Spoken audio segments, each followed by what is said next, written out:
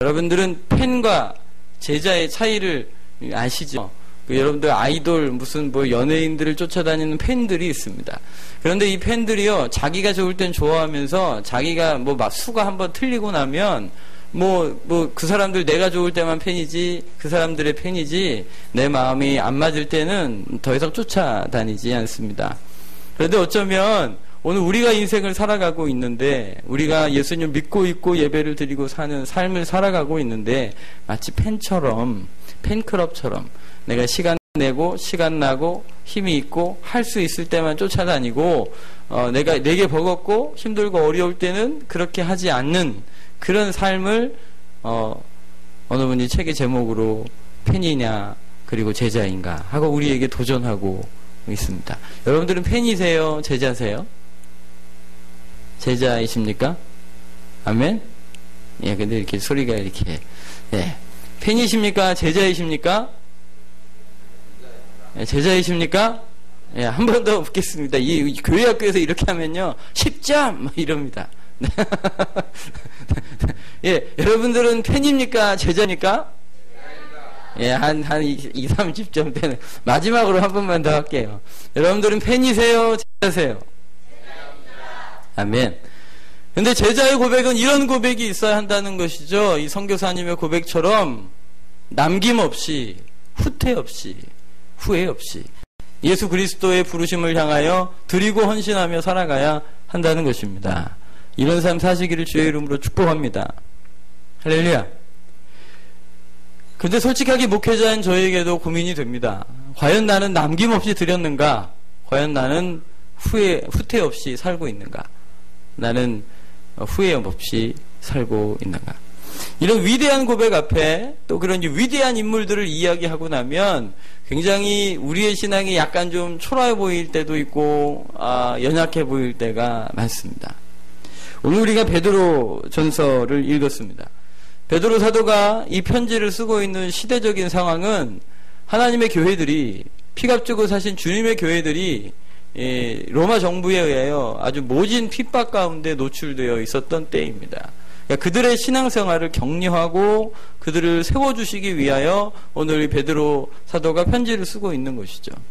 그래서 지난주에서도 잠깐 나눴지만 베드로 사도가 인생을 향한 고난이 있다. 그런데 죄를 지어서 당하는 고난을 참으면 무엇이 유익하겠냐? 무슨 아름다움이 있겠냐? 그러나 부당한 고난을 당할 때에 하나님을 기억하여 참으면 아름답다. 나아가서 선을 행하다 고난을 당하는 것, 오히려 그것을 위하여 하나님께서 우리를 부르셨다. 예수 그리스도를 통하여 우리에게 본을 보이셨다고 베드로전서 2장에서 우리에게 말씀하고 계십니다. 예수님을 따라가는 사람들, 이 성경을 받아들고 읽고 있었던 최초의 독자들은 목숨을 내놓고 신앙생활을 해야 되는 사람들이었습니다. 여러분들 오늘 수요예배를 드리기 위하여 목숨을 내놓고 여기 오신 분 계십니까? 네, 아니죠. 예, 없으실 겁니다. 아마 목숨 내놓으실 일은 없으셨을 거예요. 할렐루야. 얼마나 감사한 일입니까? 그죠? 예. 저도 목회자로서 여기서 설교하고 이제 죽는다, 이런 마음으로 그렇게 하겠습니다. 네. 주여. 그래서 후회 없이 설교해야죠. 한번 설교할 때 후회 없는 설교자가 남기를 위해서 기도해 주시기 바랍니다. 베드로 사도도 지금 이 편지를 쓰고 있는 그 마음은, 이 편지를 받아 읽는 주의 성도들이, 예수 그리스도의 제자들이 그런 결연한 마음으로 예수 그리스도의 본을 쫓아서 욕을 당하되 욕하지 아니하시고 고난을 당하되 위협하지 않으신 그 예수 그리스도께서 오직 공의로우신 하나님께 모든 것을 맡기고 하나님 앞에 순종의 걸음을 걸어가셨던 예수 그리스도를 따라가라고 격려하고 축복하고 있는 것입니다. 이런 위대한 삶, 이런 위대한 신앙 고백을 우리에게 선포하고 계시는 것이죠. 그런데요, 이제 그러면서 3장으로 들어가면서 갑자기 아내들아 얘기하시고 남편들아 라고 얘기하십니다. 이 말씀을 묵상하면서 그런 생각을 하게 되었습니다. 특별히 목회자들은 약간 좀 선동과 기질이 좀 있습니다. 안 그런가요? 전 잘 못 그런 것 같아요. 저도 좀 선동을 좀 잘해야 되는데 여러분들 선동을 잘해서 전도 안 해오면 안 되게 확 만들어 버려야 되는데 제가 별로 그렇게 선동하는 기질이 없어서. 그러나 오늘 그 선교사님의 고백처럼 모든 것을 남김없이 그리고 후퇴 없이 후회 없는 삶을 살라고 여러분들에게 도전하죠. 어쩌면 이런 예나 이런 말씀들은 설교 다 끝난 뒤에 그냥 여러분들에게 도전하면서 선포하고 그렇게 여러분들에게 던지는 그런 내용이면 더 좋았을 뻔했다라는 생각도 하게 됩니다. 그런데 오늘 베드로 사도를 통해 발견하고 또 이 말씀을 통해 묵상하게 되는 것은 우리가 우리의 어떤 사역에 있어서 어떤 외부적인 모습에 있어 이런 아주 결연한 의지와 아주 그 놀라운 메시지를 전파할 수 있지만 이런 위대한 신앙 고백이 이루어져야 하는 삶의 현장이 있다고 오늘 말씀하고 있는 거예요. 너희 신앙이 그렇게 위대하고 너희 선포가 그렇게 위대하고 너희 설교를 들으면 사람들이 막 심장이 뛰고 그렇게 막 헌신하고 드려져야 할 것 같은 막 그런 위대한 부르심 앞에 서게 되지만 그러나 그런 믿음의 그런 아주 위대한 고백 앞에서 그것이 이루어져야 할 삶의 자리가 있다. 거기가 너희의 가정이다.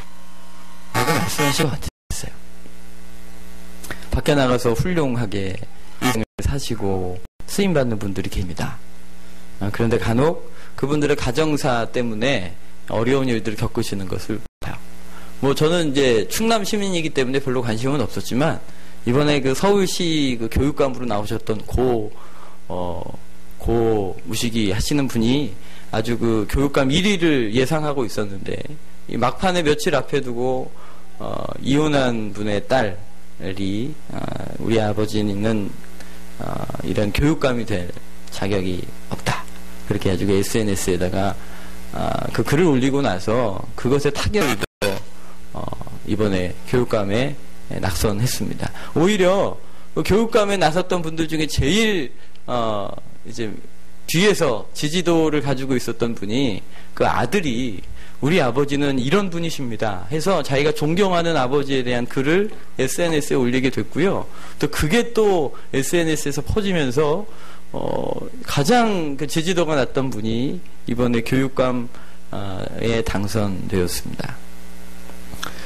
위대한 일을 이루어 보려고 서울시 교육감이 되어서 한국의 교육계를 바꿔보겠다고 뛰어들었는데 또 그럴 자격이 있다고 생각해서 뛰어들었는데 결국은 그 가정사의 문제가 자녀들과의 문제가 그 위대한 일을 이룰 수 없는 사람이 되기도 하고 또 이룰 수 있는 기회를 얻게 되기도 했습니다.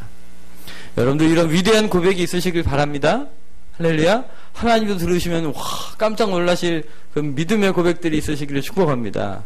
그러나 그런 믿음의 고백들은 우리의 삶의 자리에 이루어져야 하는데 어디서 이루어져야 하냐면 우리 가족 안에서 이루어져야 한다는 거예요. 예수 그리스도를 위하여 남김없이 그리고 후회 없이 후퇴 없이 인생을 살아야 합니다. 그런데 그것은 우리가 예수 그리스도를 쫓아가는 순종의 걸음인 것이죠. 예수님을 쫓아가는 순종의 걸음이 나를 가장 잘 아는 부부 관계 가운데서 또 자녀와의 관계 가운데서 우리 부모님과의 관계 가운데서 나타나야 그래야 그게 진짜 신앙이다 라고 말씀하시는 겁니다. 제가 제일 설교하기가 불편한 설교의 내용입니다. 왜냐하면 여기 저희 아내가 앉아있기 때문입니다. 아마 저희 아내가 여기를 하면 제가 목회를 못할지도 몰라요. 무거운 마음이지만 그러나 우리가 하나님 앞에서 이 마음들이 우리에게 이루시기 원하신 주의 소원함인 줄 믿고 말씀을 이루며 순종해 가시기를 주의 이름으로 축복합니다. 예수 그리스도 안에서 죽으셨습니까? 아멘? 예수 그리스도 안에서 다시 사셨습니까? 그러면 이 말씀을 들으십시오. 3장 1절입니다. 우리 아내들만 읽어볼까요? 시작.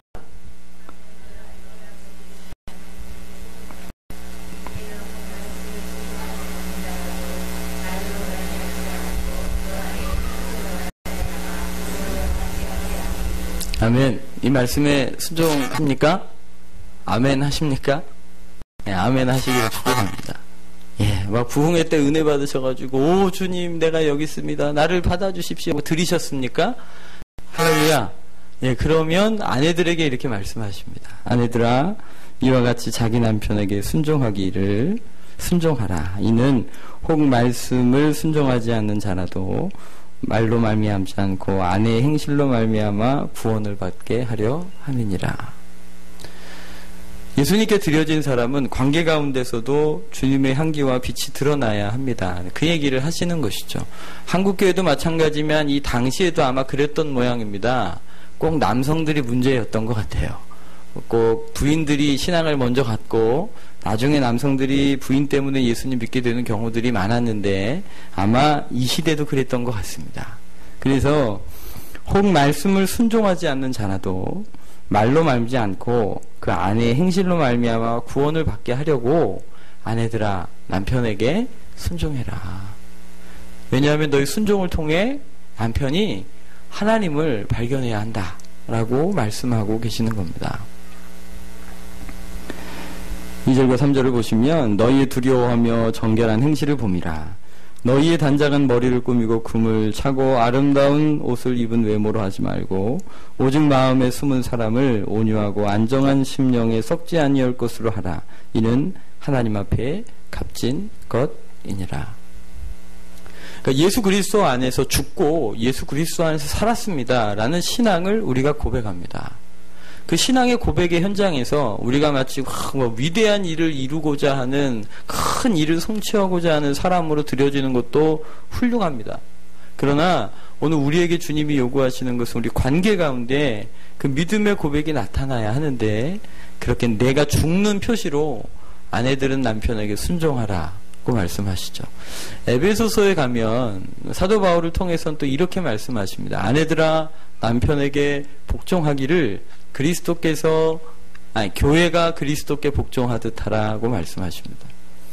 제가 우리 권사님들한테는 이 말씀을 드리기에는 좀 그런 것 같아요. 이게 다 잘하고 계시니까. 할렐루야. 예, 그러시죠? 동집사님. 아멘. 예, 아멘 하셨습니다. 네. 이 다윗이 아버님께도 물어봐도 되나요?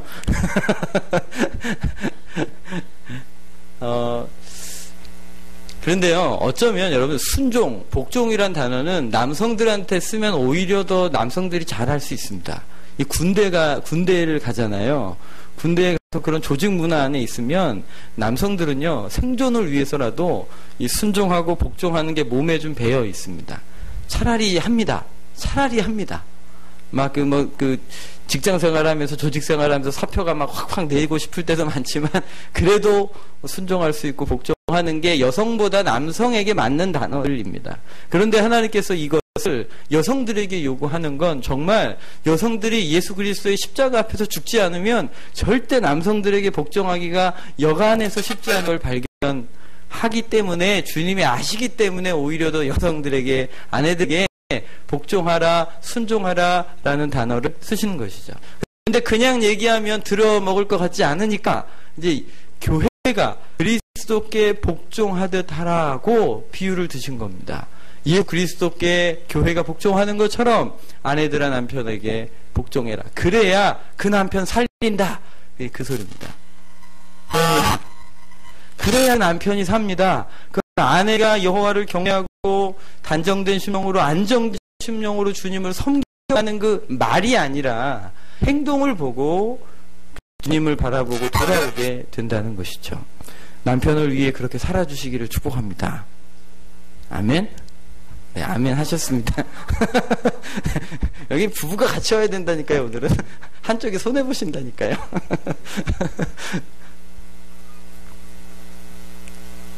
위대한 성교를 이루는 것보다 우리 가정 안에 주님의 법이 이루어지는 일들을 경험하시기를 주의 이름으로 축복합니다.